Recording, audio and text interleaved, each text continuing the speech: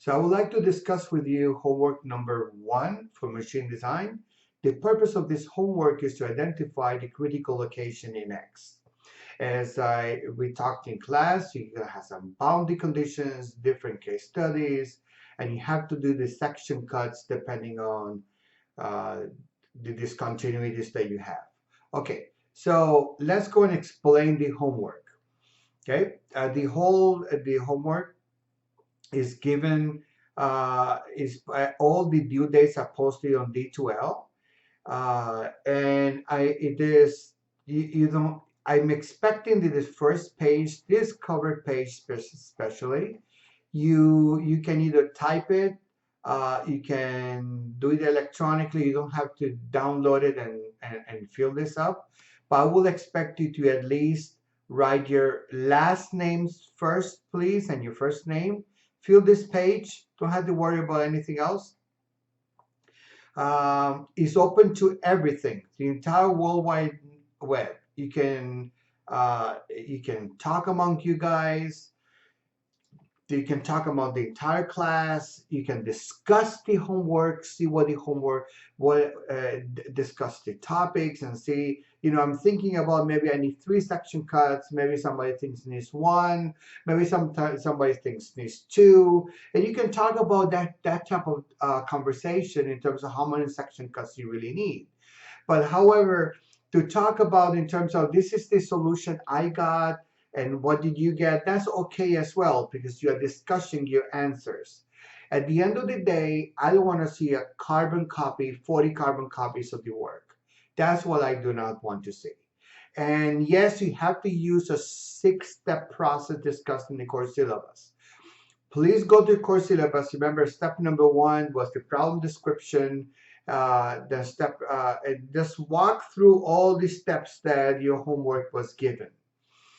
Okay, so and you have to you can do everything can be done fully electronic. You don't have to write anything in a sheet of paper by hand. However, if you don't have electronics means to write it, yes, write it by hand. I'm expecting you to use the black or blue ink pen. If you're using a pencil, make sure it's dark enough. And please write legibly, okay? Don't write scripts that I need to, myself or my TA need to figure out what you actually wrote there. What I'm expecting you to do is write something very neat and clear so I can read it, I can understand it. It is very helpful to have one full PDF that has all the pages together with your answers. And then you can put a Word. You can create zip files with all your individual files in there. That's actually it is clearly explained in the instructions on the website as well. So just go ahead and look at D12. Everything must have dimensions, and this pledge, you don't have to worry about the pledge because you will be signing. Well, actually, yes, I want everyone to sign this pledge. Okay, so this page has to be, the front page has to be signed, and I want everyone signing. You don't have to worry about this, so this does not apply this year. Then these are the purposes. As I told you, this is a carry-on error, so this does not apply here. So I'm asking you to solve work for cases 3 and 4. Those cases are cases 3 and 4. I want you to determine all the loads by hand as I did in the 2 examples. I want you to do section cuts, use the equations that I derived in class that I told you that I wanted you to use. Okay, I expect you to be very meticulous, very systematic in your answers. Then use the then this. Sorry, I need to fix the grammar. Then then use the hand-determined loads. The D doesn't go there. for each section to plot them in MATLAB. I also, when I did the examples, explained how the MATLAB code works.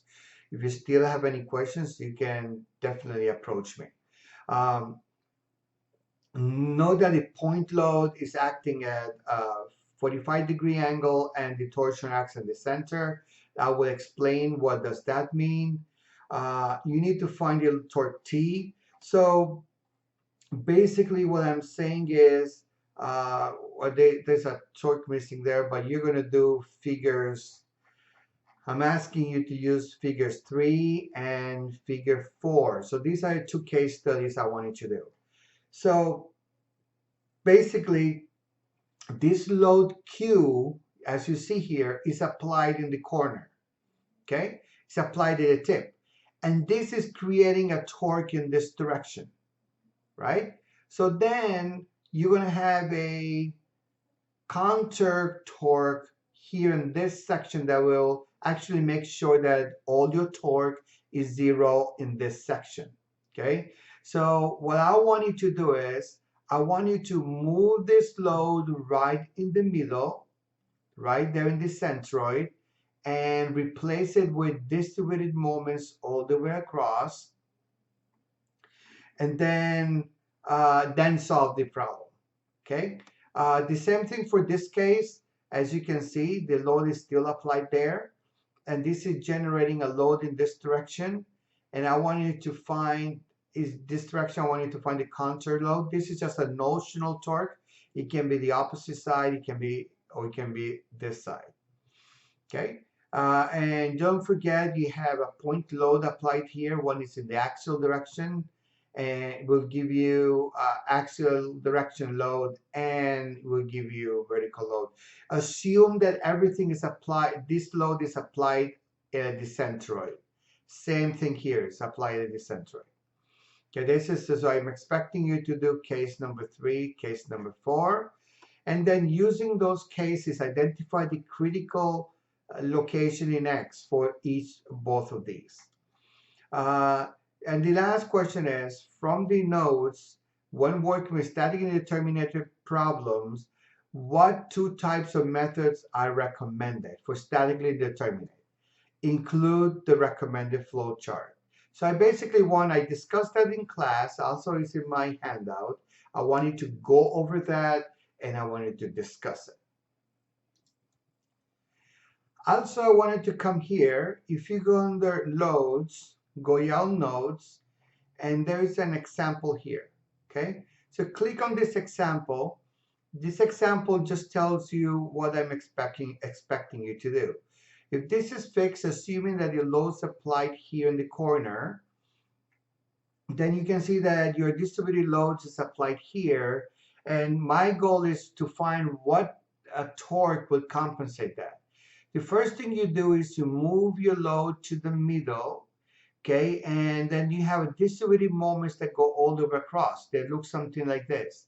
The value of distributed moment will be 100 times 5.5.